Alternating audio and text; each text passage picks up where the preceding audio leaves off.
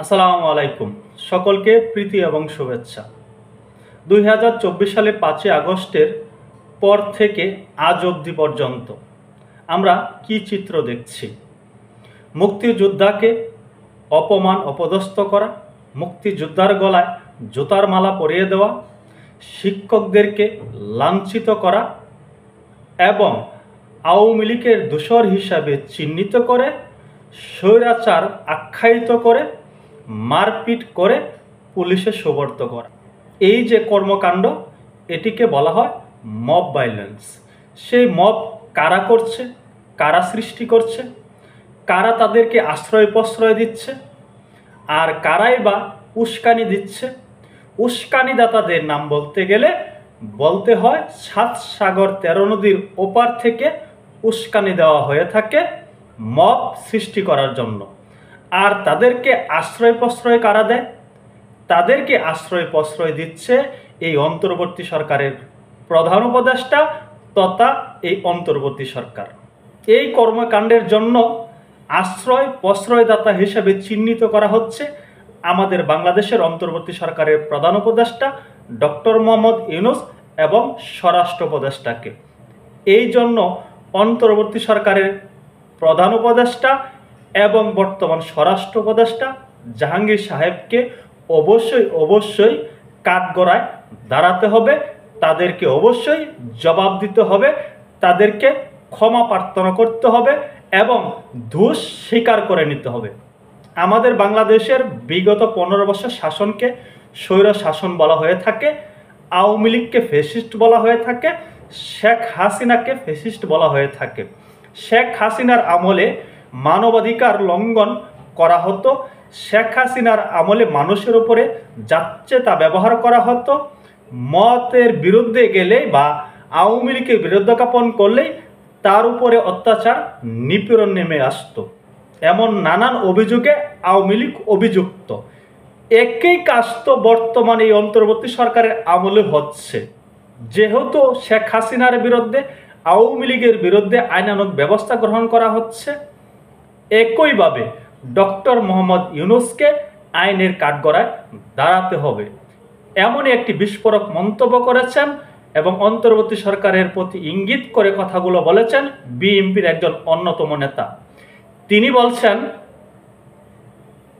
সবগুলো মবের জন্য স্বরাষ্ট্র উপদেষ্টা এবং প্রধান উপদেষ্টার নামে মামলা হবে। একদিন না একদিন এরা প্রসিকিউটেড হবেন। আদালতের সামনে দাঁড়িয়ে কেঁদে বলতে হবে, এটা আমরা আশ্রয় দিয়েছিলাম, প্রশ্রয় দিয়েছিলাম, আমরা পৃষ্ঠপোষকতা করেছিলাম, এটা ভুল হয়েছিল। অন্তর্বর্তী সরকারের প্রধান উপদেষ্টা এবং স্বরাষ্ট্র উপদেষ্টাকে আদালতের সামনে দাঁড়িয়ে বলতে হবে, এর দায়ভার সমস্তটাই আমাদের আশ্রয় প্রশ্রয়ই বাংলাদেশে এমন ঘটনা ঘটেছে। কি একটি গুরুতর অভিযোগটা যে করেছেন তিনি হলেন মোশাররফ আহমেদ ঠাকুর, বিএনপি নেতা। তিনি যে অভিযোগটি করেছেন অবশ্যই এর কিছু না কিছু ভিত্তি রয়েছে। আমরা বাংলাদেশে কি দেখছি? যেদিন ধানমন্ডি 32 নাম্বার ভেঙে দেওয়া হলো, যে বাড়িটি থেকে 71-এর বীজ বপন করা হয়েছিল, স্বাধীনতার বীজ বপন করা হয়েছিল, সেই বাড়িটি যেদিন ভেঙে দেওয়া হলো, এই অন্তর্বর্তী সরকার তাকিয়ে তাকিয়ে তামাশা দেখেছে। তারা কোনো প্রকার পদক্ষেপ নেয় নাই, বাধা দেওয়ার চেষ্টাও করেন নাই। ইদানিংকালে আমরা আরেকটা বিষয় দেখছি, আমাদের অন্তর্বর্তী সরকারের প্রধান উপদেষ্টার প্রেস সচিব শফিকুল আলম মব বলে কোনো কিছু নাই বলে তিনি উল্লেখ করছেন। তিনি বলছেন এইগুলো হলো আওয়ামী লীগের কৃতকর্মের ফল, এটি হলো প্রেসার গ্রুপ, এটি মব ভায়োলেন্স নয়। এই শফিকুল আলম মাঝে মাঝেই উদ্ভট কথা বলে থাকে, তাদের কথাবার্তাতেই বোঝা যায় তারাই আশ্রয় প্রশ্রয়দাতা। তাদের নেতৃত্বেই বা তাদের আশ্রয় প্রশ্রয় থেকে ওই মবকারীরা মব সৃষ্টি করছে। আমরা দেখেছি সেনাবাহিনীর পক্ষ থেকে স্পষ্ট বার্তা দিয়েছিলেন সেনাপ্রধান। তিনি বলেছিলেন আর একটা মবও বাংলাদেশে হতে পারবে না, মানুষের উপরে এই ধরনের অত্যাচার নিপীড়ন তিনি হতে দেবেন না।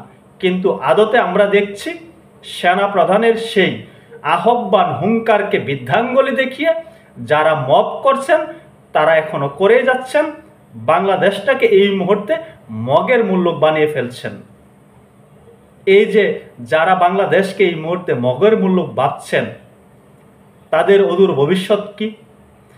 আওয়ামী লীগ যেভাবে রাষ্ট্র চালিয়েছে, যে কারণে আওয়ামী লীগকে স্বৈরাচার ফ্যাসিস্ট বলা হয়ে থাকে, একই কর্মকাণ্ড তো এই অন্তর্বর্তী সরকারের আমলে হচ্ছে।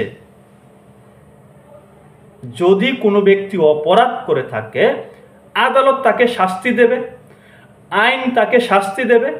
সেই আদালত শাস্তি দেওয়ার আগেই আমরা শাস্তি দেওয়ার কে? আমরা একজন মানুষকে অত্যাচার নিপীড়ন করার কে? মানুষ একজন ব্যক্তিকে ধরে মারধর করে পুলিশে দেওয়ার ইখতিয়ার আমাদেরকে কে দিয়েছে? এই প্রশ্নগুলো যে করে তাকে বলা হয় আওয়ামী লীগের দোসর। আওয়ামী লীগের দোসর হিসাবে আখ্যায়িত করা হয়। বিপ্লবীরা যা তা করবে, যারা গণ অভ্যুত্থান ঘটিয়েছে তারা যা তা করবে, কোনো কিছুতে তাদের জবাবদিহি করতে হবে না। জবাব চাইলেই বলবে ওরা হলো আওয়ামী লীগের দোসর, ফ্যাসিস্টের দোসর, ওরাই আওয়ামী লীগকে রিফর্ম করার চেষ্টা করছে। এই যে বাংলাদেশে মগের মুল্লুক পরিস্থিতি, এই জন্য অবশ্যই সরকারকে দায় নিতে হবে। দিন শেষে একটা রাষ্ট্র যারা চালায়, যে দল ক্ষমতায় থাকে বা যে সরকার থাকে, তাদেরকে কিন্তু দোষারোপ করা হয়, দায় তাদেরকে নিতে হয়। যেমন পূর্বের কৃতকর্মের জন্য আওয়ামী লীগকে দোষারোপ করা হয়, শেখ হাসিনাকে দোষারোপ করা হচ্ছে, শেখ হাসিনার নামে শত শত মামলা হচ্ছে। একই ধরনের পরিস্থিতি হয়তো ডক্টর ইউনূসের ক্ষেত্রেও ঘটবে বলে বিএনপির এই নেতা স্পষ্ট বলছেন। বিএনপির এই নেতাকে প্রশ্ন করা হয়েছিল, তাহলে কি অন্তর্বর্তী সরকারই তাদেরকে পিছন থেকে মদদ দিচ্ছে মব সৃষ্টি করার জন্য? তখন বিএনপির এই নেতা বলছেন, শুধু মদদ দিচ্ছেন না, সরাসরি তারাই হুকুম করছেন মব তৈরি করার জন্য। এই জন্য অন্তর্বর্তী সরকারের প্রধান উপদেষ্টাকে আদালতের সামনে দাঁড়িয়ে কাঁদতে হবে, করজোড়ে অনুরোধ করতে হবে আদালতকে, এবং স্বীকার করে নিতে হবে তাদের আশ্রয় প্রশ্রয়েই বাংলাদেশে মব সৃষ্টি হয়েছিল, বাংলাদেশে নির্বিচারে মানুষের উপরে অত্যাচার নিপীড়ন করা হয়েছিল। এটি আমার একান্ত বক্তব্য না, কোড আনকোড করে আমি কথাগুলো বলছি। এখানে বিএনপির একজন নেতা স্পষ্টতই বলছেন ডক্টর মোহাম্মদ ইউনূসকে কাঁদতে হবে, হাত জোর করে ক্ষমা প্রার্থনা করতে হবে। আদালত যদি তাদেরকে ক্ষমা করে হয়তো ক্ষমা পাবেন, না হলে তাদেরকে অবশ্যই সাজা ভোগ করতে হবে, তাদেরকে অবশ্যই স্বীকারোক্তিমূলক জবানবন্দি দিতে হবে।